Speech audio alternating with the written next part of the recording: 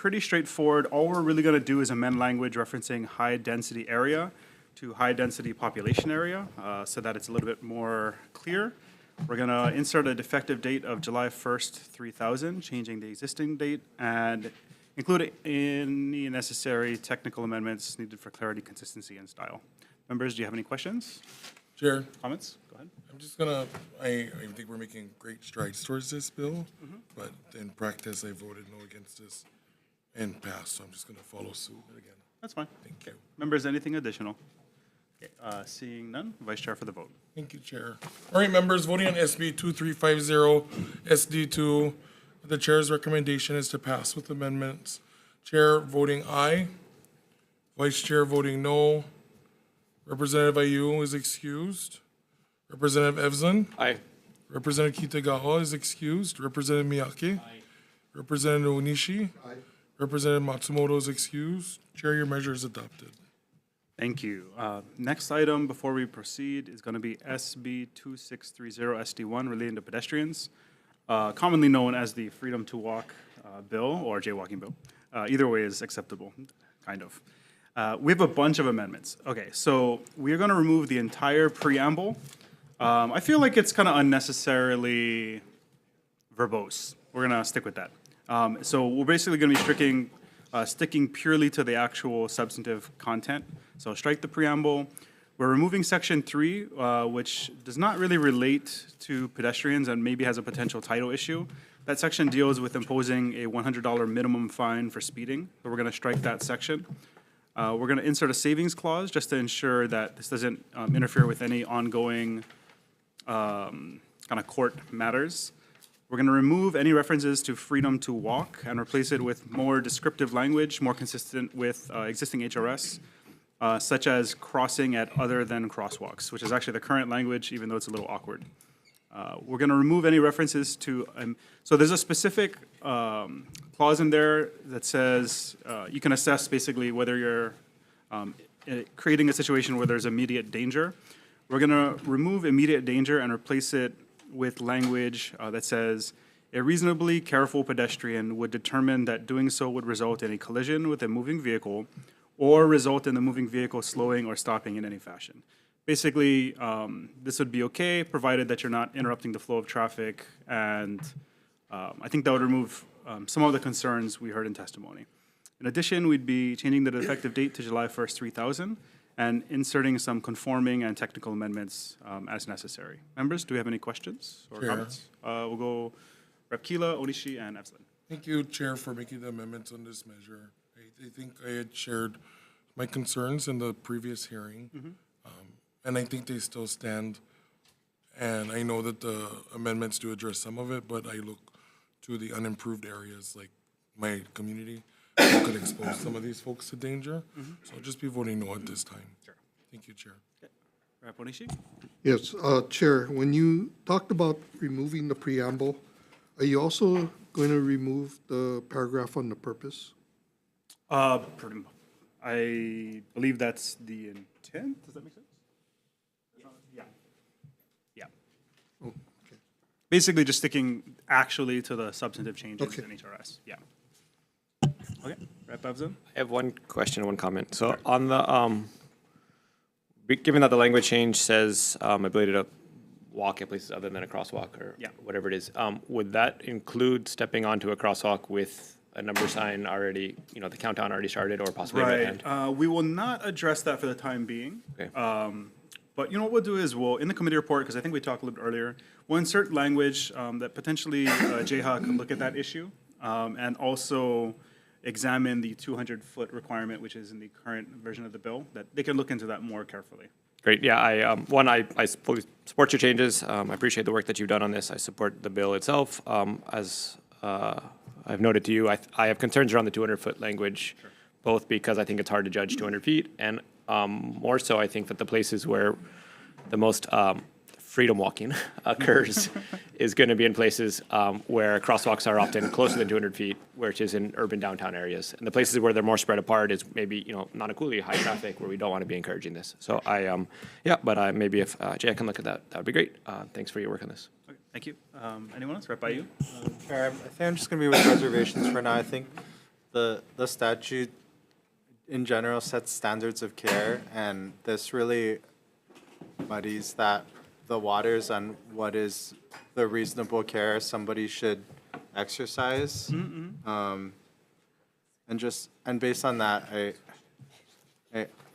one of the testifiers during our last hearing spoke about like the road infrastructure guiding, how individuals like move along the roads, and I think our infrastructure is not set up in that way. Sure. So I think we need to maybe change the infrastructure first, and then maybe I got you. we can change the statute later, but I think it's a little premature. I got you. So thank you, Chair. Okay, anyone else? Okay, seeing none, Vice Chair for the vote. Thank you, Chair. Voting on SB 2630 SD1, the Chair's recommendation is to pass with amendments. Chair voting aye, Vice Chair voting no. Representative Ayu? Reservations. Representative Evslin? Aye. Representative Kitagawa is excused. Representative Miyake? No. Representative Onishi? Aye. Representative Matsumoto? Oh, you're here, sorry. Okay, Chair, your measure is adopted. All right, thank you.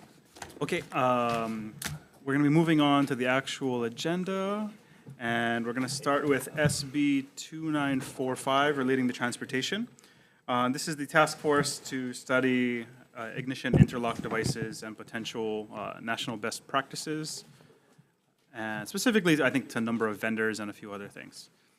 Okay, Vice Chair for testimony. Okay. Thank you, Chair. SB 2945 SD2. Up first is Mark Alexander, Hawaii Medical Association, providing comments. Up next is Cody Carlson from Intoxilock and support via Zoom.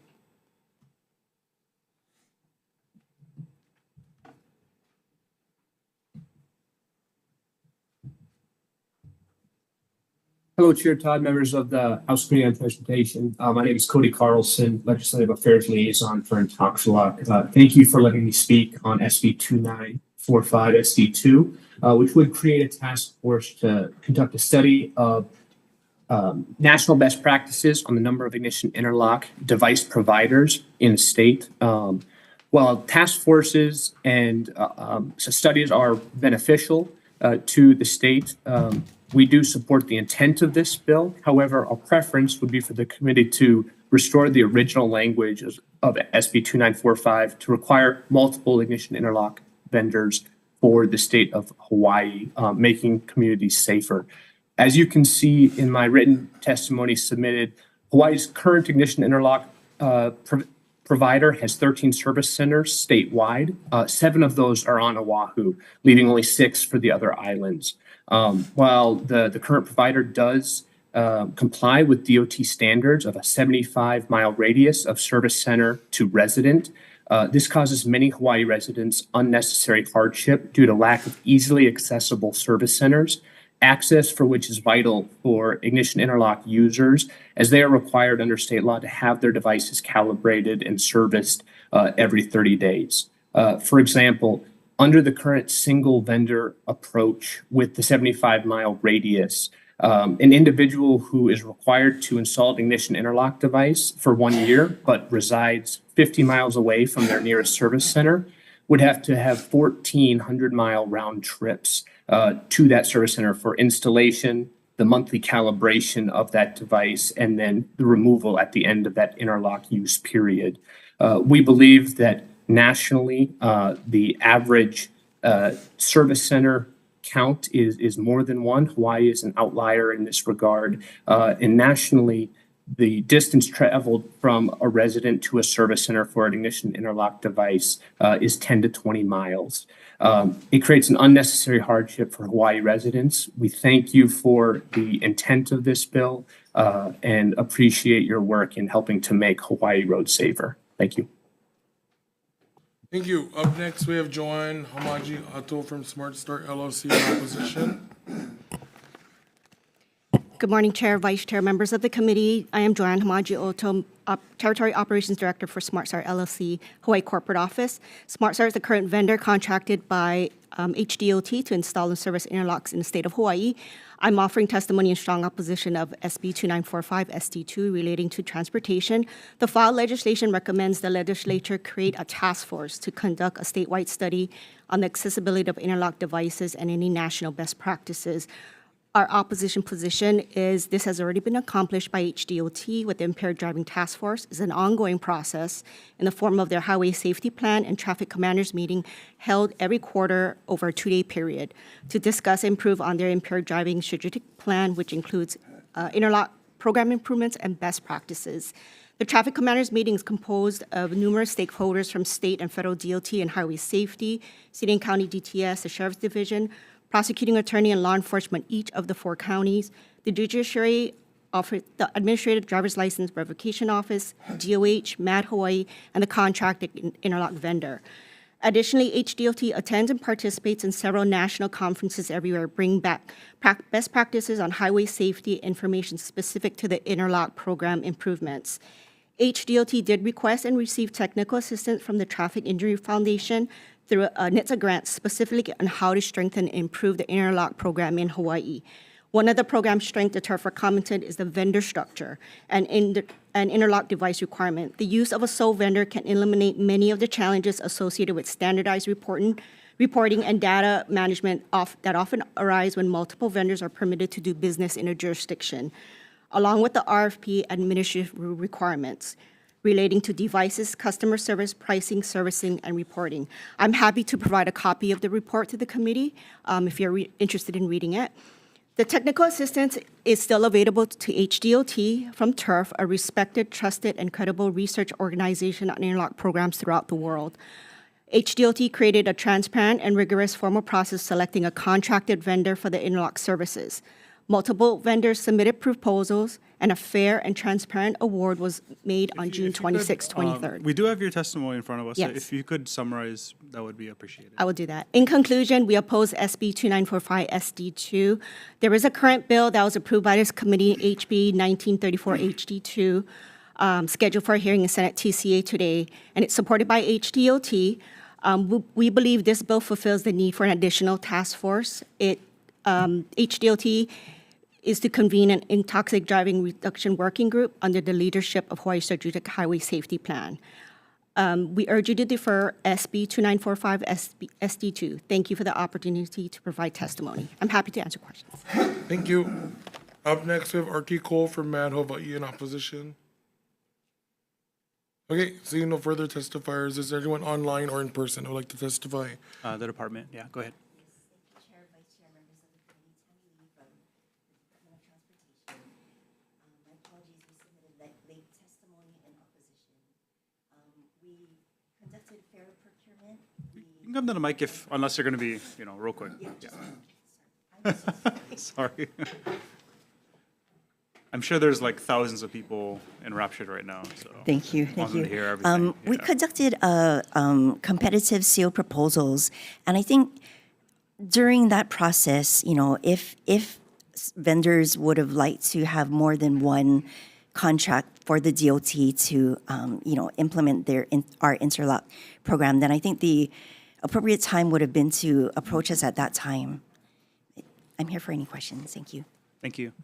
Thank you, DOT. Seeing no further registered testifiers on SB 2945 SD2, is there anyone online or in person that would like to testify on the measure? Seeing none, Chair. All right, members, do you have any questions on this measure? Yeah, rep by you. Go ahead. Deputy Director, I have some questions. I guess just on your last statements and on the procurement, so I'm not sure how it works. So multiple companies submit bids to administer the program, or? No, I think, after we issued the solicitation, if proposed vendors thought that the DOT should be contracting with other vendors by looking at the RFP requirements and saying that, this would be onerous at that time for, applicants to have the interlock device on their car to be driving more than 75 miles or within that 75 miles, then we should have been kind of notified that that was the concern at that time, so we could have maybe revised the specifications to allow for more than one vendor. You're talking about the radius component. Right. Oh, I'm sorry. You're talking about the radius component, though? Or I'm really just talking about if vendors did not think that the DOT should have just one vendor, they should have brought their concerns to our attention during the procurement process. Okay, and you guys would have been open to having multiple vendors at the time? Well, at the time, we would have addressed the concerns and did an assessment at that time. But I think now that we've contracted, any kind of changes to the scope that we've already contracted for opens us up to Right. potential. So when is this contract over? I believe notice to proceed was recently given, maybe at the end of last year or early this year. It's a 5-year contract. Okay. Okay, thank you. And then I guess I have a separate question for, in order to start your vehicle with an interlock device, do you have to just be under the limit, or do you need to be at 0? No, it's never set at 0. Okay. Due to the fact that there may be a quote-unquote false positive. So usually the device is set at whatever threshold the state wants it to be. Currently in Hawaii, the threshold is at 0.02. So if a driver blows at or above 0.02, it will not, they can't drive, they can't start their car. Just to let you know, if the interlock, when it automatically senses an alcohol reading on the first initial test, it'll automatically ask for a second and a third, just to be sure that the first one was not a false positive. Okay, understood. Thank you. Sorry, Tammy, I have one more set of questions. I know it doesn't say about compensation, but do you guys have an estimate about how much this would cost, the working group expenses and fees to serve the working group? So, I mean, the DOT, we have several working groups, and so we use existing technology like shared Like Zoom? shared and drives. okay. Yes, exactly. So I don't think there is very much cost to it. It's just, staff time and the coordination. Okay. Thank you very much. Thank you, Chair. Okay, Rep. Matsumoto? How many other states just have one provider? I'm going to ask subject matter expert Carrie, are you on the line? I believe we are the only one. Okay, That's my- I will confirm. okay. Thank you. Okay, anything else? Okay, seeing none, we're going to move on to the next item on our agenda, which is SB 2308, which deals specifically with enhanced penalties and additional fines for speeding in a school zone. Vice Chair? Thank you, Chair. Testimony on SB 2308 SD1. First, Director Sniffen of Department of Transportation. Thank you, Tammy. Up next, Ben Lowenthal, Office of the Public Defender in opposition.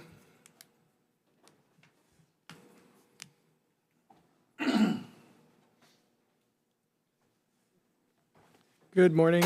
Good morning. I'm Ben Lowenthal from the Public Defender's Office. We stand by our written testimony and just briefly summarize that while it is extremely laudable to have safe driving within a school zone, we do believe that simply increasing the penalties will only increase court debt for extremely vulnerable people in our community. Thank you. Thank you, Mr. Lowenthal. Up next, you have Superintendent Hayashi, Hawaii State Department of Education and Support. Not here. And then Samantha Lara, Oahu Metropolitan Planning Organization and Support. Chad Taniguchi in support. Seeing no further registered testifiers on SB 2308 SD1, is there anyone online or in person that would like to testify on the measure? Seeing none, Chair. Okay, members, any questions? Excuse me, Chair, Vice Chair, committee members. Oh. Sorry, I didn't submit my testimony for this measure. My name is Kylie Swan. I'm a strong support this measure because I was walking to work and school. A lot of those kids riding those electronic bikes, they're doing like pop-up wheelies down the road, back and forth, speeding down on with their e-bikes. And will it be possible to add another measure because they get really out of hand? I mean, a lot of people, and I almost got banged by those electronic bikes. Just let me know if you have any questions, and thank you for listening to my testimony. Thank you, Kai. Thank you. Is there anyone else online or in person like to provide testimony in the measure? Seeing none, Chair. Members, any questions? I have a question. I guess for the Public Defender's Office.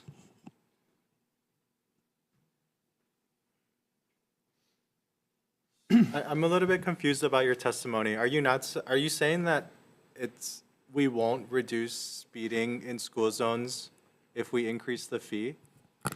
There's no direct, I mean, if it's based on a study or some sort of deterrence as to the actual causation as to whether increasing the fines in fact results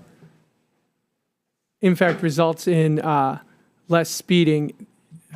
Careful look at this study, which is, I'm basing the 2022 study that was unnamed in the history of this bill. Doesn't seem to directly show that causation. But what we do know is that by simply increasing fines or fees, on the back end of that, what that ends up happening is the people who speed and have the means simply pay the fine. Those who don't have the means get stuck in this court debt system. Whether it actually accomplishes the purpose of reducing speed in the first place hasn't been definitively shown. I mean, I just have a problem with your characterization in the testimony about the poorest drivers in the country, and therefore we should oppose this bill. I mean, like, do we set fees based on income level? Is that what you're advocating for? By having a mandatory fee and mandatory thresholds, that means the certain people who can meet the threshold can pay it, and those who can't, regardless of whether the judge can see a person who can't pay it, they are stuck with having to impose a mandatory fee and ordering them to come back with things like proof of compliance hearings, and that leads to overcrowding in the judicial system. So because of overcrowding, we shouldn't impose harsher penalties. We shouldn't keep school zones safe because of poor people can't afford the fines and the courts are crowded? That's what you're saying? That's not precisely what I'm saying. I respectfully simply pointing out that the causation and the aim of a bill to keep the streets safe, which is something I believe everybody universally wants, and achieving it are two different things. If the aim is to make a safer place for everybody, especially students, one way could be to increase fees and fines. However, that does lead to problems in the judicial system. And perhaps maybe a clearer way would be building some sort of buffer zone or some sort of other means of achieving it. We're simply pointing that out. Okay. Okay, thank you. Thank you. Sure thing. Rep. Onishi? For the public defender. You're referencing a study. Who provided that study, or who provided reference to that study? Because in the testimony or the bill, I don't see a reference to a study. This is an unnamed 2022 study. That's in his testimony. Yeah, Right. that's in his Yeah, testimony. but I believe for 2308, if you look at some of the earlier iterations of this bill, it's based off of that with some of earlier committee reports, which I'm afraid I don't have that immediately in front of me. But it is, in the history of this bill, in getting to where we are now, they are making references to this 2022 study. okay. I And can that follow up. study, is it regarding the financial status of drivers or the quality of their driving? It's the latter. The quality of their driving. Correct. So when you say poorest drivers, that means we have the worst drivers. Correct. That's what the study's referencing. It's Okay. not finances, financial. So- Okay. Yeah, I am so sorry for the. That's also true, though, probably. Well, it depends on the district. Yeah, that's true. It is a poor use of language. Yeah. Yeah. Okay, so I guess I have a concern because if we have the worst drivers, maybe it's because our laws are not strong enough to deter drivers from driving poorly. Or they're not educated enough and they shouldn't be driving. Right. So those are different issues from, well, I mean, increasing fines, in my mind, also addresses behavior. And poor driving is a behavior issue. I would agree, it can. It is one tool that the legislature has. We are opposing this idea that by increasing it, it will be an automatic deterrence. And what it does is that it does create problems for the less financially able drivers. Those who cannot afford a mandatory fine get stuck in the court system. And that's the concern that the Do public you have any defenders have. data as the public defender in regards to the number of cases for speeding currently and your defendant's inability to pay because of their financial situation? I don't have any empirical data on hand at this Okay. moment. So you're also doing an assumption? Yes, it is an assumption based on experience and seeing proof of compliance hearings and my experience in the district courts. Okay, but Yeah, it might be. But it is an assumption, yes. It might be 10% of people in a certain income range I- versus, I mean, nobody knows. Right. Okay. And that's thank the you. unfortunate part about it. Okay, Yeah. thank you, Chair. Thank you, Chair. Ben, I think you publicly have to take the position of opposition in measures like this. But as I think what Reponishi is saying, right, I think the public perception is what also plays into law breaking. In the capacity where someone sees a $70, $80, or even a ticket that gets waived, they will continue to speed, right? And I think in these areas as a speeding within a school zone, there should be no questions on financial capacity. Because yeah, even though you can still afford it, those are still things that rack up along the way.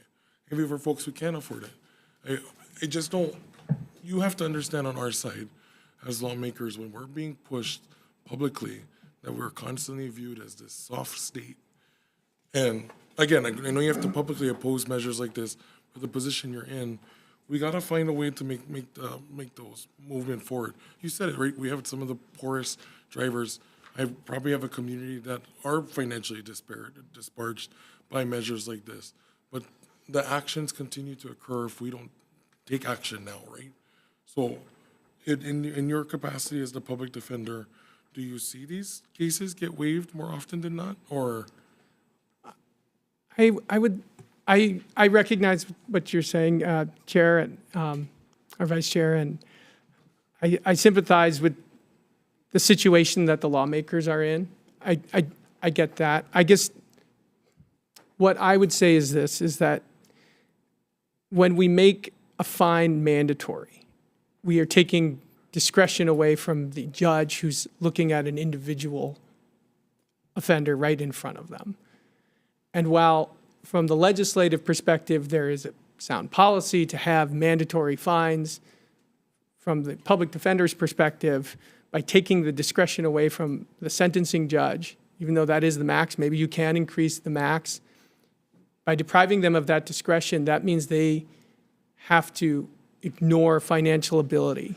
And one of the reasons why that is such a concern for the individual driver, particularly indigent drivers, is notwithstanding the violation, if there is a court debt, that's going to follow that person. That's going to lead to all kinds of subsequent problems and issues of collection, of coming back to court. People who miss court get bench warrants. That leads to this cycle that we, as public defenders, see regularly. But Ben, judge negligent discretion led to the driver who killed Sarah Yarrow, right? 150 citations, and nobody in the judicial system stopped them. I recognize that has been a key motivator for a lot of these bills. I recognize that. I really can't speak to it because it's an active Right. case, so I know. can't get too far into But I that. think, and so that's my only thing, is the negligent ability to make the decision has somewhat put us in this position. So, thank you. Just one more. So the second to the last sentence of your testimony is saying indigent drivers are less likely to pay. Doesn't that have like the reverse implication that they see the fine, if they can't pay, they're not likely to follow the law anyway? As opposed to the argument you made earlier, which is if you're very wealthy, the fine means nothing to you, you're still likely to speed. When I say that indigent drivers are less likely to pay, especially if it's a mandatory amount that they cannot meet, because if the indigent driver has to pick between paying a fine and, say, making rent or providing childcare, making all of those decisions, the chances of being able to pay it off become less and less. Right, so they're less likely to comply with the law regardless of what the penalty is. That, I don't know if that inference can be made from that. I'm just talking about when they get sentenced. Whether a person speeds, regardless of, they have different motivations and different reasons regardless of financial ability. But you made the opposite argument that wealthy people are going to disregard the fine regardless. People who can afford to pay the fine can pay the fine without really having to make those hard choices that say where the amount is outside of their financial ability. Whether they can pay the fine and move on with their case is the issue about proof of compliance hearings and collection. And I guess I hope that clears it up. I didn't mean it to suggest otherwise. Got it. Thank you, Chair. Sure, go ahead. So, in the bill, in your testimony, in this discussion, I think part of the concern that you have is the fact that it's a mandatory, that it says shall be subject to the additional fines. Right. Is it more acceptable to the public defender's office if it said may, and it's part of the discretion of the judge as to whether or not to impose any fine? Yes. If having to choose between a mandatory fine and leaving it to the discretion of a sentencing judge, the public defender's office would definitely prefer the latter. And I can explain a couple of other kind of policy reasons as to why discretionary options are always better than a mandatory one. If it becomes mandatory, what that means, and I'm only speaking in a hypothetical, I'm not speaking about active cases, I'm not allowed to, but let's just say if it's a hypothetical third-time offense and it's mandatory, that means the defense attorney, whether it's a public defender or any other criminal defense attorney, will be advising a client saying, hey, this is your third one. If found guilty, the judge is going to have to order this regardless of whatever that you've done since to try to remedy the situation.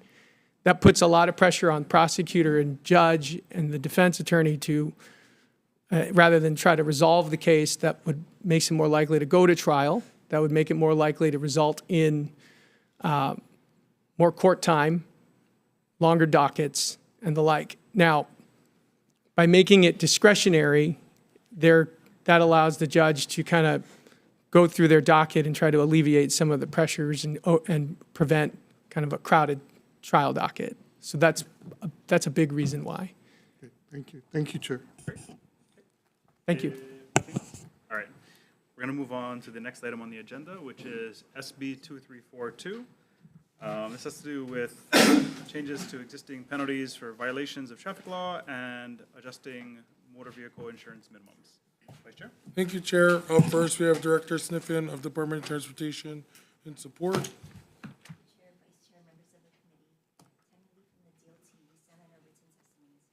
Thank you, Deputy Director. Up next, we have Insurance Division from the State of Hawaii, DCCA, providing comments. My name is Sam Thompson with the Insurance Division. We stand on our written testimony offering comments. Thank you. Thank you so much. Up next, we have David Williams, Deputy Attorney General from the Attorney General's Office, providing comments. Good morning, Chair, Chair Kila, and members of the committee. I'm David Williams, Deputy Attorney General from Criminal Justice Division. The department takes no position on the bill, does offer comments contained in its written testimony. I'm available for questions. Thank you, David. Up next, we have Ben Lowenthal, Office of Public Defender in Opposition. Morning, Ben Lowenthal again. Public defenders in opposition of the bill I'll stand on the written comments. I do believe that the bill, our opposition is very similar to the last bill. Thank you. Thank you, Ben. Up next, we have Brooks Bard, the Honolulu Department of the Prosecuting Attorney in support. Up next, we have Annie Muckamball, the American Property Casualty Insurance Association opposition. Good morning, Chair, Vice Chair, members of the committee. Annie Macapagal on behalf of American Property Casualty Insurers Association. We're going to stand on our written testimony in opposition and make ourselves available for questions. And at this point, available for questions. Mahalo for the opportunity. Thank you, Annie. Steve Scher from Hertz in opposition. Davin Aoyagi from Turo in providing comments. Good morning, Chair, Vice Chair, other committee members, Davin Aoyagi with Turo. We'll stand on our written testimony. The main thing we just want to underscore is, again, the potential unintended impact that may occur by raising minimums, given that our current statute in the peer-to-peer has us pegged at 4 times the state minimums. I'm available for questions if there are any. Thanks. Thank you, Mr. Davin. Up next, we have Mike Onofredi from Hawaii Insurance Council providing comments in Zoom. Good morning, Chair Todd, Vice Chair Keela, Mike Onofredi representing Hawaii Insurers Council. I'm also the Chief Actuary and Chief Risk Officer for Island Insurance. Our testimony is consistent with what we've submitted previously, but we added three more elements for the legislature's consideration. The first is that instead of focusing on how long Hawaii has had its current minimum limits, we looked around the country to see what limits were in place. So 43 states actually have bodily injury minimum limits of $25,000 per person, $50,000 per accident or lower. 5 states have lower limits than Hawaii, or they don't make bodily injury coverage mandatory. Those states include California, New Jersey, Florida, and Louisiana. And Pennsylvania is the 5th. By far, the most prevalent bodily injury liability limit in the country is $25,000 per person and $50,000 per accident. 34 states have that. And only 2 states have $50,000 per person, $100,000 per person limits. No state has anything higher than that. The second, the Hawaii Association for Justice references a Milliman study, and they conclude that minimum limits or higher limits actually reduces the uninsured driver population. That is not what the study said. They highlighted one table in a study that had 17 different tables. Milliman studied many factors to determine what drove the incidence of uninsured driving, and they excluded the current limits as a factor. They researched it because that's what researchers do, but they excluded that as a factor. What they did conclude was that economic factors, particularly differences in income, education, and unemployment rates, were the largest explanatory variable for uninsured drivers. So, like many things, it's basically the economy. That's what forces consumers to make purchasing decisions. And then finally, Hawaii is the only state that provides free insurance to certain categories of welfare recipients. It's called the Certified Public Assistance Insurance Program. If the limits go up for consumers that pay for coverage, those limits will also go up for the welfare program. That is paid for by assessments against insurers, so those assessments will be higher, and then they will be reflected in everybody's premiums, in addition to what people have to spend on the minimum limits. Thanks for the opportunity, and I'm available to answer any questions. Thank you, Mike. Up next, we have Evan Oye from Hawaii Association for Justice in support.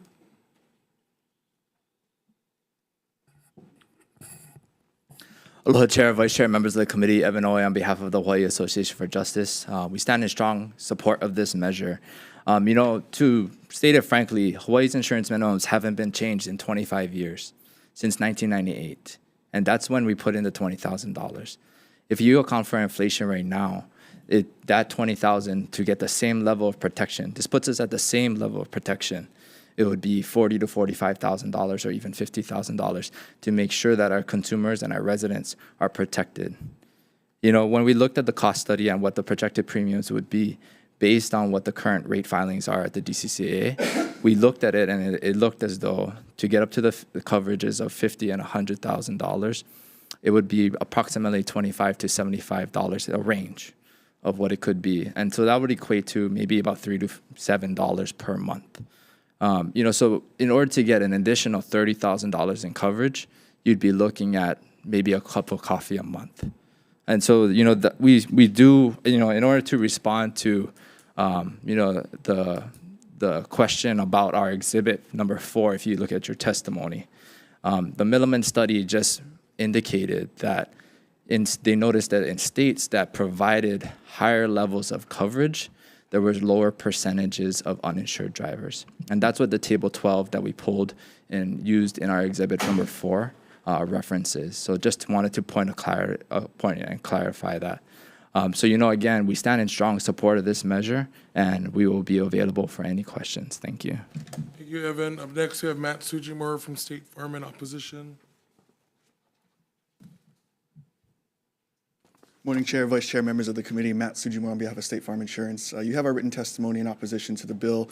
I'll stand on that and just want to point out that our main concern here is the adverse impact it will have on those people that really can only afford to pay the current minimums, and really that the potential of this legislation is that it'll squeeze out those who really can't afford to go any higher, and really just how, if the uninsured, underinsured motorist issue becomes larger, that really has a disparate impact upon all of us. So happy to answer any questions. Thank you. Thank you, Matt. Up next, we have Ledward Kalani in support. Renee Kaho'ilihia in support. Leilani Anderson in support. Mara Louise in support. Jay Angoff in support on Zoom.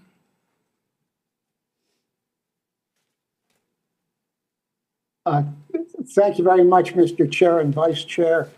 My name is Jay Angoff.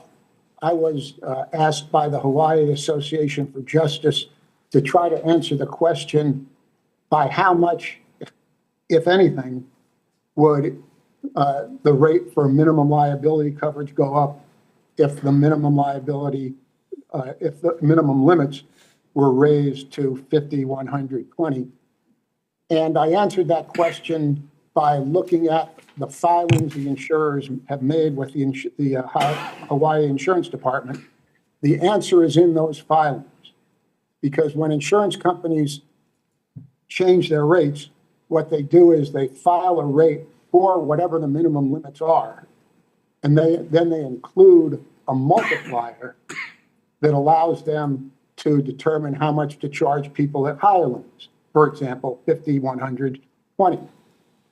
And it takes a while to dig out those multipliers because they're not in all the filings. You have to go back years and years. But I looked at the filings of 3 of the biggest insurers in Hawaii, State Farm, Progressive, and Geico, and I calculated, based on the data in those filings, how much the premium would go up, the minimum premium would go up, if limits were raised from 20/40/10 to 50/100/20. And what I found, to my surprise, is that the increases are really nominal. They're very small. They're a couple of bucks a month. And the reason for that is that the multiplier for the property damage part of the liability premium, and that property damage part of the liability premium accounts for about 2/3 of the liability premium. The multipliers for the big companies are very, very small, under 1.1, and in one case as low as 1.2. So there's very good news, which is that according to the data in the insurers' filings themselves, the increase in premium would be nominal. The best news, though, Mr. Chairman and Mr. Vice Chair and members of the committee, is that premiums shouldn't go up at all if limits are raised because of this. And this came as a surprise to me, too. The National Association of Insurance Commissioners puts out data every year on the profitability of the auto insurance industry by state. And in that report, it's called Profitability by Line by State, it shows that Hawaii is the most profitable state in the country.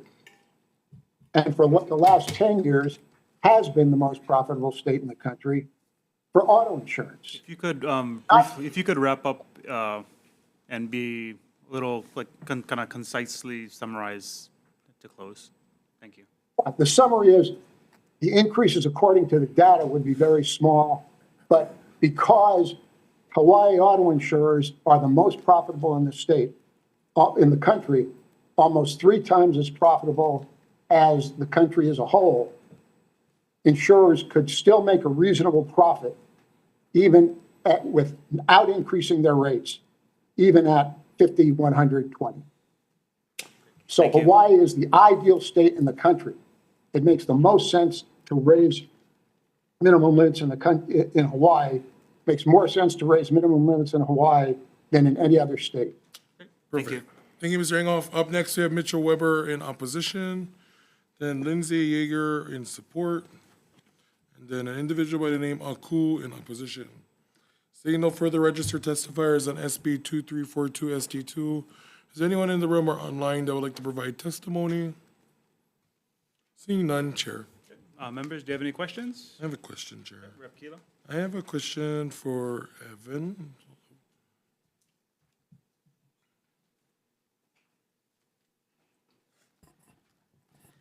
Yes, Vice Chair. Hi, Evan. Okay, so I was doing some research on what this would look like.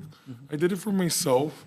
So when I was going to school in Oregon, I paid $273 for full coverage and comprehensive on my one car.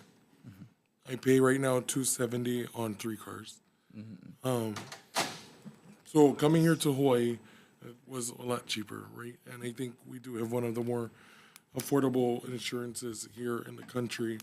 I did it for myself, and I think on the policy, it would increase my my 6-month premium about $55 to $60, which I don't want to sound pretentious because for some, that really isn't an impact.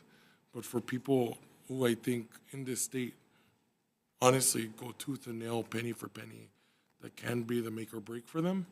So I'm just trying to figure out, knowing that this bill is probably needed, I just don't want to be the legislators that pass something with good faith that then screws Hawaii residents later. Right. And I understand you're asking about more of a cost of living, from a cost of living perspective. And when we took a look at this, I think the counter argument to that is it's a bang for your buck at the end of the day. You do get $30,000 in additional protection and coverages, and that coverage, if somebody else is required to have the 50 as well, that 50,000 would kick in if you were injured in an accident or somebody else hit you. And that actually we found is very helpful, especially if you have to miss work, if you have kids, and you can't put food on the table at that point. That extra $30,000 goes a long way. $20,000 barely gets you anywhere nowadays. And so we found as though that's where the impact is, and it's a worth it trade-off because the benefits are so high for the minimal costs that you would have essentially to increase your insurance. Okay. Thank you. Thank you. I have a question for Mike Onifredi. He's still here. Yes. Hello. So I just want to make sure I understand, and I really appreciate all the research you did on the different states, but as far as the BI is concerned, if I have BI and I get into an accident, that BI limit covers the other driver in the vehicle. Is that right? It doesn't cover me at all. It protects the other driver. Basically, if you are negligent in an accident, it's your fault. Bodily injury liability coverage effectively protects your assets and says, okay, if you get sued, then you have protection. Hawaii is also a state that has personal injury protection coverage, which means there are requirements in order to allow you to sue in the first place.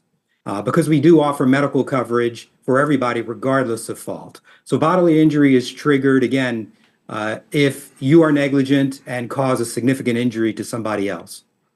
Okay, so as far as me, like, wanting to be personally protected on the road and knowing that there might be drivers that don't carry enough coverage, I would just want to get more UI or UIM to meet that differential. That's correct. And isn't the UI and UIM coverage the cheapest component of the policy premiums? Uninsured motorist typically is. Underinsured motorist is a bit more expensive. Oh, and it's separate on the it's separate? Yes. Okay. Yes. And I guess my last set of questions is on the PIP protection. It's essentially that we have like, instead of 20/40, it's like 30. Is it actually more since we offer PIP protection? Yeah, so that's an interesting question. So it protects you, anybody else in your car. It would protect you as a pedestrian for $10,000 per person for medical, a certain amount of chiropractic, acupuncture, and one or two medical related types of coverages. So considering the PIP protection, we're kind of in line with the other 34 other states then. Is that fair to say? I think that's pretty reasonable. Most states do not offer do not have personal injury protection as a mandatory coverage. Okay, thank you, Chair. Thank you. Members, any additional questions? All right, seeing none, we're going to move on to the next item on the agenda. All right.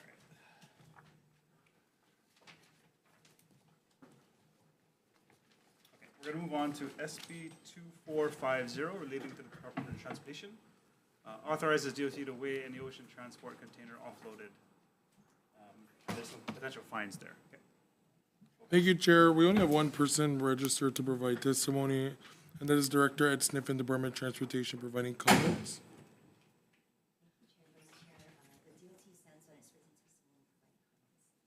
Thank you, Deputy Director. Seeing no further registered testifiers on SB 2450 SD1, is there anyone online or in person that would like to testify on the measure? Seeing none, Chair. Right on.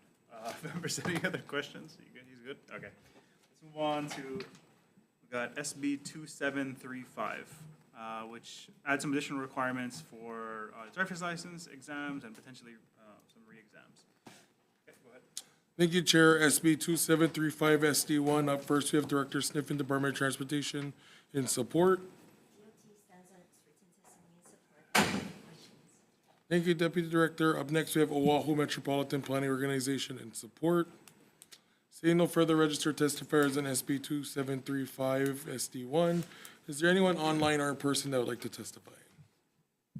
Seeing none, Chair. Okay, members, any questions? Okay, seeing none, we're going to move on to SB 2746 SD2 relating to harbor safety. Thank you, Chair. Up for SB 2746 SD2. There were a overwhelming testimony and support. So I'm going to go through the folks that just registered to testify. And if there's anyone online or in person afterwards, I will call upon you folks. Up first, we have Department of Transportation Director Ed Sniffen providing comments. Thank you, Deputy Director. Up next, we have Public Utilities Commission Chair Leo Asuncion providing comments.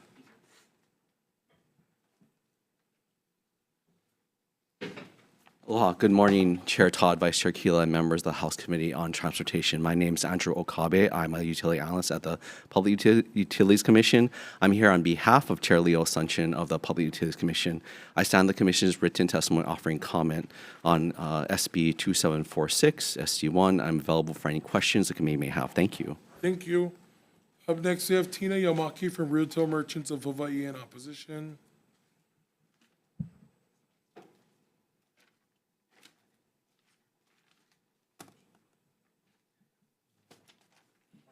Is Tina on? Not present. Thank you. Up next, we have, Up next, we have ILW Local 142, Christian West, in support. You want, I'll take that one. Good morning, Chair, Vice Chair, members of the committee. Thank you for the opportunity to speak. We stand in, my name is Brandon Wolf. We stand in strong support of SB 2746. What I would like to do is give a little clarity. There's some misunderstanding on our intentions with this, and this is not about this is not about stevedores or longshore jobs. This is about public safety, and just to educate you guys on how it's working right now. This is not going to affect or negatively impact our cost of living. The tug and barge operations, we're working with those stakeholders, and they will be exempt or carved out of this. This is more about these foreign carriers, domestic and foreign, that are coming to our state, and they're abusing our protocols and bypassing our process, and which leads to a lot of, and we all know we got a lot of illegal flow of cargo and goods going on. I want to read some of these things off. This is what's happening. There's a lot of lack of oversight in the maritime commerce industry. You can come to Hawaii, you can do business and leave. Again, we're not impacting the tug and barge operations, the people that help our state grow. We're talking about these people that come to our state, they make a bunch of money and they leave, okay? Now, they're bypassing our protocols. This is where the mooring line comes into effect. When we touch the mooring line, and we're not saying it has to be longshoremen or stevedores, we're on the waterfront. That's one of our primary jobs. We're the subject matter experts, so we started with us. But some of these tug and barge companies, they have their own people doing it. We don't want to disrupt that because that hurts us. And that's where the cost of living issue comes into play. What we're concerned about is these guys that are coming here, foreign and domestic, mostly foreign. There's a lot of that's going on. They come here and they bypass them. They act as their own agent, ship agent. What that means is they do all their own mooring lines. We don't have oversight of what's on that boat, the personnel, the cargo, the commodities. And we all know we have. This is why it's a public safety issue and a harbor safety, but mainly this is a public thing, making Hawaii better, a safer place. I heard that a bunch of times. We're all about it, okay? These carriers come in here thousands of times a year, and they act as their own agent. Come in here, they tie their own lines, they do all of that. No one's checking what's on that boat. We have human trafficking going on over here. We have fireworks problems. We have weapons. We have explosives. We have drug problems, illegal drugs. We even have illegal wildlife coming in here and evasive species. It all comes in, 80-90% comes in by ocean freight or ocean cargo. And stuff comes in through air, but everybody knows the overwhelming majority comes in through the ocean. That's where we want to come in and help the state. We're the eyes and ears. If not, use your people. But these guys are coming in and out of here, doing it for years now. And we're seeing this. It just came to our awareness recently. That's why we started pushing this. But this is about us and making Hawaii a safer place.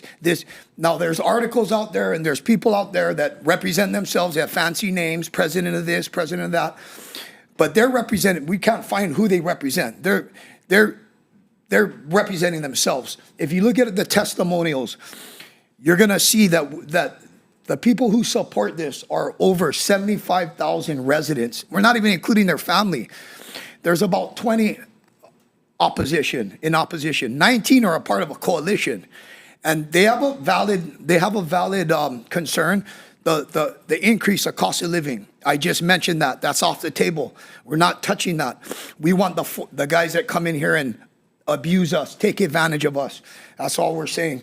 So thank you and I want to add this. The legislators that are supporting this, we thank you for understanding the true intent of this bill. The people speak for themselves, over 75,000, right? We understand, we appreciate that you are taking the time to understand and look beyond the negative press out there, the inaccuracies of the media nowadays, right?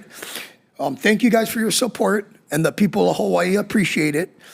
And thank you for the opportunity to speak. Thank you, Mr. Wolf.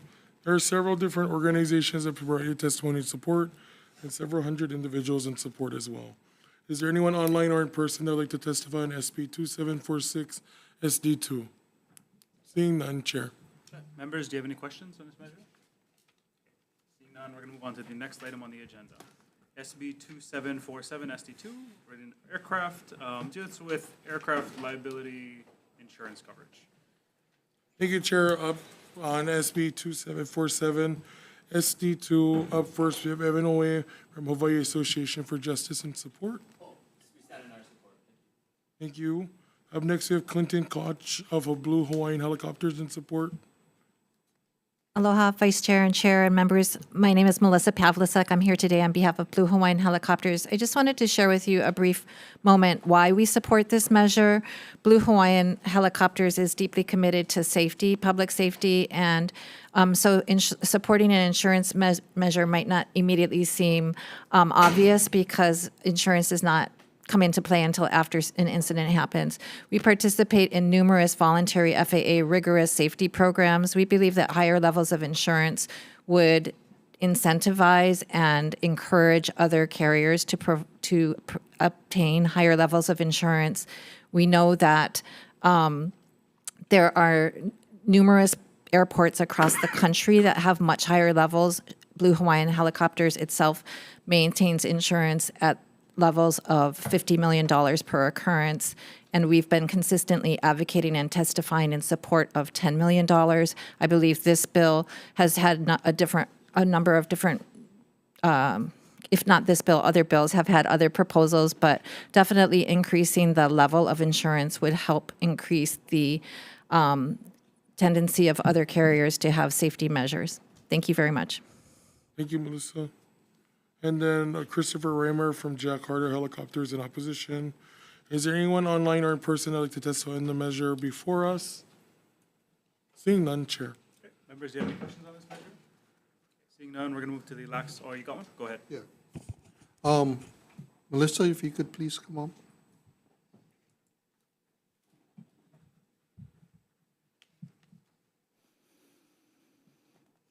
Hi, thanks for being here. So the bill calls for a percentage of the aircraft liability insurance coverage that's required by the United States International Airport. Do you know what that is? What is currently the requirement? I don't know offhand, and I'd be glad to get that information to you, but I have seen a chart of other airports across the country. And for example, McCarran Airport in Las Vegas is a minimum of $20 million. So it's substantially higher than what we have in Hawaii. And I'd be glad to get that information to you.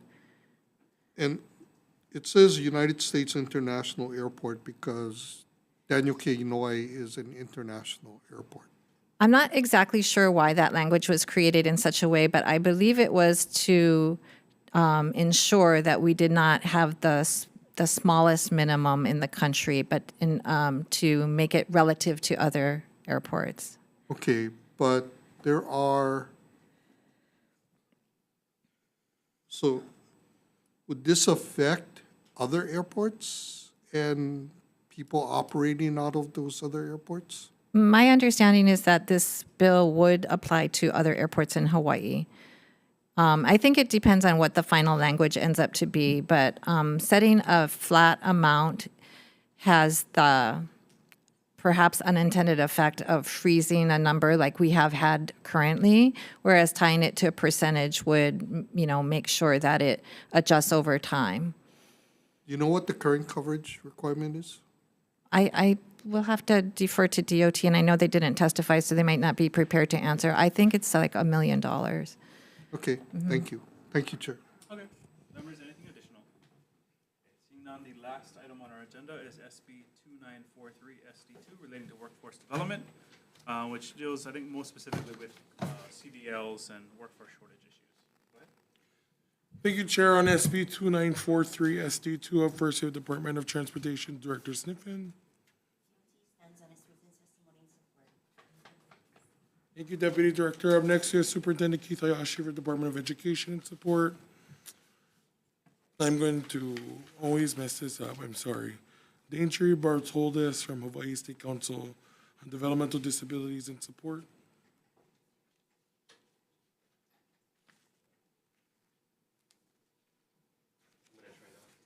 No.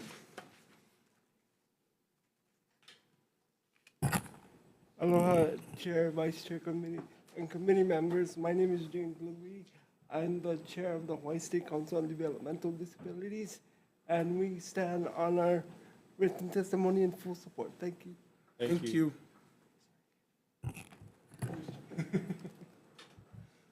Up next, we have Lauren Zerbo from Hawaii Food Industry Association in support. Thank you. And lastly, Kevin K. Holu in support. Seeing no further registered testifiers on SB 2943, SD2, is there anyone online or in person that'd like to provide testimony? Seeing none, Chair. Chair. Sorry, Kai. Sorry, it's made late testimony. My name is Kai Swan. I'm strong support of this measure because I ride a bus to work every day, and it would be nice to add more 44 route around my neighborhood because walk from my house to the bus stop takes about 20-minute walk to go down to Fort Weaver to catch the bus, go to town, and go to work. It would be nice if we can add more buses and add more affordable technology signage in areas, where the bus is at, and what time it's coming. And please let me know if you have any questions. Thanks for listening to my testimony. Is there anyone else online or in person that provide testimony on SB 2943 SD2? Seeing none, Chair.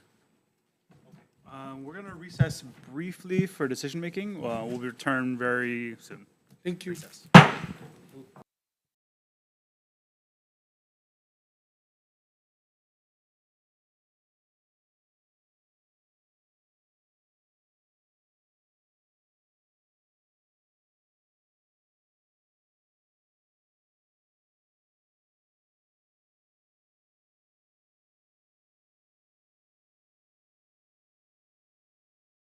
Aloha, we are reconvening the Committee on Transportation for the purposes of decision-making on our 10 a.m. Thursday, March 14, 2024 agenda.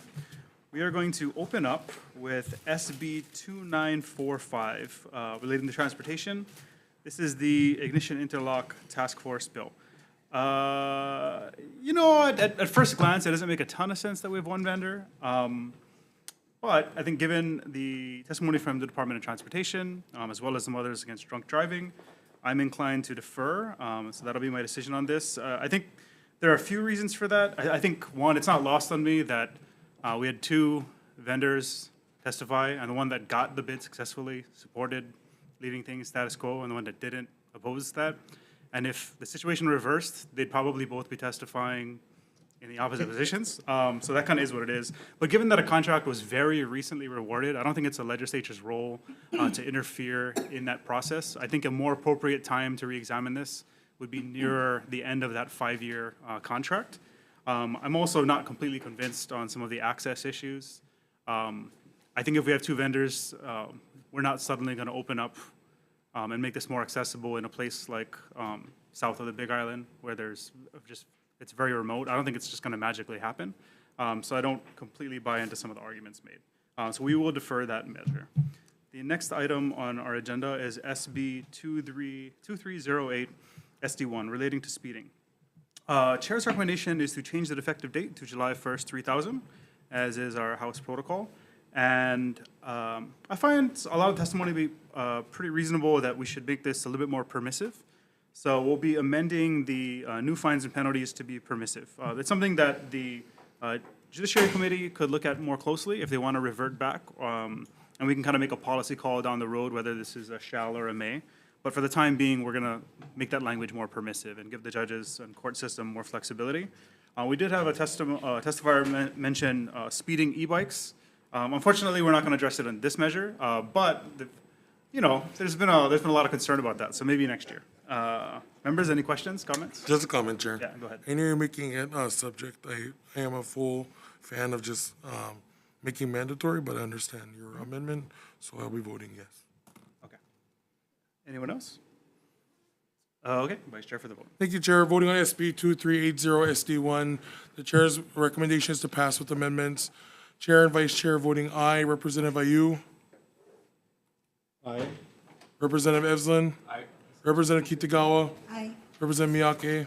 Aye. Representative Onishi. Aye. Representative Matsumoto. Aye. Chair, your measure is adopted. Thank you. The next item on our agenda is SB 2342 SD2 relating to transportation. This deals with kind of potentially amending existing fines and penalties for violations, as well as adjusting motor vehicle insurance minimums. The current language in the bill has everything blanked out, which is more or less how we passed it out of the House also. So here's a few substantive things that we'll be recommending as an HD1.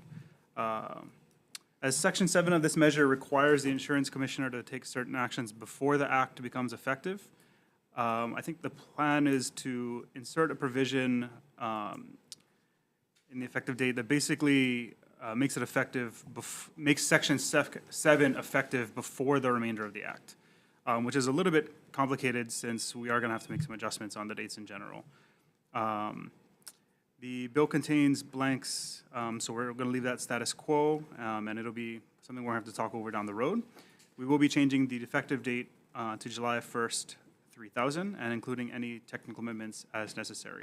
So I think for that section about the insurance commissioner, I think that'll mostly just, instead of including it specifically, what we'll do is we'll include that just in the committee report, the need to kind of address what might be a little bit of a messy language issue. Members, do you have any questions or comments? Comment, Chair. Yeah, go ahead. I'll be voting yes, but noting my line of questioning, I understand that we need, that there is probably a well-deserved need for this. I just want to make sure that as legislators, we can protect our constituents, both on cost of living and on the roadway, so, thank you. Okay. Anything additional? Yeah, if not, I would say that my personal feelings at the moment are, I do think we need to increase it. I'm not sure what that sweet spot is, and I'm hoping that we can kind of figure that out down the road. All right. Go ahead, Vice Chair. Thank you, Chair. Voting on SB 2342, the Chair's recommendation is to pass with amendments. Knowing the presence of all members in the committee here, is there anyone who would like to vote reservations or no? Reservations for Representative Matsumoto, anyone else? Seeing none, Chair, your measure is adopted. All right, the next item is SB 2450 SD1. This is relating to the Department of Transportation, has to do with weighing containers. It's not really clear who wants the bill, since no one really testified other than the DOT just providing some comments. For the time being, hoping that there will be more testimony in CPC, we're just going to move forward with a effective date of July 1st, 3000, and any necessary technical amendments. And hopefully some stakeholders can provide some clarity down the road, or it may just be completely unnecessary. I guess we're about to find out. Members, any questions? Thank you, Chair. Oh, sorry, I wasn't sure to vote. Oh, no, can. I think we're good. Okay. Members voting on SB 2450 SD1, the Chair's recommendation is to pass with amendments, knowing the presence of all members in the committee. Is there anyone who'd like to vote reservations or no? Seeing none, Chair, your measure is adopted. Thank you. The next item is SB 2735 SD1. This has to do with changes in the current driver's license examinations. Chair's recommendation is just to send it forward with a effective date of July 1st, 3000, and any necessary technical amendments for clarity, consistency, and style. Members, any questions or comments? Seeing none, Vice Chair for the vote. Thank you, Chair. Voting on SB 2735 SD1, the Chair's recommendation is to pass with amendments, knowing the presence of all members in the committee. Is there anyone who'd like to vote reservations or no? Seeing none, Chair, your measure is adopted. Thank you. Next, we have SB 2746 SD2, which is relating to harbor safety. We passed a House Draft 2 over to the Senate that I believe is actively moving. The current plan is to reinsert that language into this measure. So it's basically making it substantially similar, which would be that HB 1936 HD2. So we're pretty much going to insert those comments, those contents directly, ensuring that there's also that effective date of July 1st, 3000, and any technical amendments needed for clarity, consistency, and style. We will be noting in the committee report that we will need to provide some clarity should this bill proceed all the way through conference and pass out of the legislature on which specific entity will provide that certification and recertification for these employees. Members, do you have any questions or comments? Seeing none, Vice Chair for the vote. Thank you, Chair. Voting on SB 2746 SD2, the Chair's recommendation is to pass with amendments. Noting the presence of all members in the committee, is there anyone who'd like to vote reservations or no? Seeing none, Chair, your measure is adopted. All right, thank you. The next item on our agenda is SB 2747 SD2 relating to aircrafts. relating to aircraft. This basically just deals with the liability insurance. Change the effective date July 1st, 3000, any necessary technical amendments, and that'll be our recommendation for an HD1. Members, any questions, comments? Seeing none, Vice Chair. Thank you, Chair. Voting on SB 2747, the Chair's recommendation is to pass with amendments. Knowing the presence of all members in the committee, is there anyone like to voting with reservations or no? Seeing none, Chair, your recommendation is adopted. All right, the last item on our agenda is SB 2943 SD2 relating to workforce development. We are going to insert a sunset date for the working group as June 30th, 2025. Change the effective date to July 1st, 3000, and insert any necessary technical amendments. Members, any questions, comments? Seeing none, Vice Chair for the vote. Thank you, Chair. Voting on SB 2943 SD2, Chair's recommendation is to pass with amendments. Knowing the presence of all committee members, is there anyone who would like to vote with reservations or no? Seeing none, Chair, your measure is adopted. Okay. Recommendation. Members, we will have a couple of joint hearings early next week. I think one or two bills, or I think maybe 2 or 3 bills in total, but otherwise we are adjourned.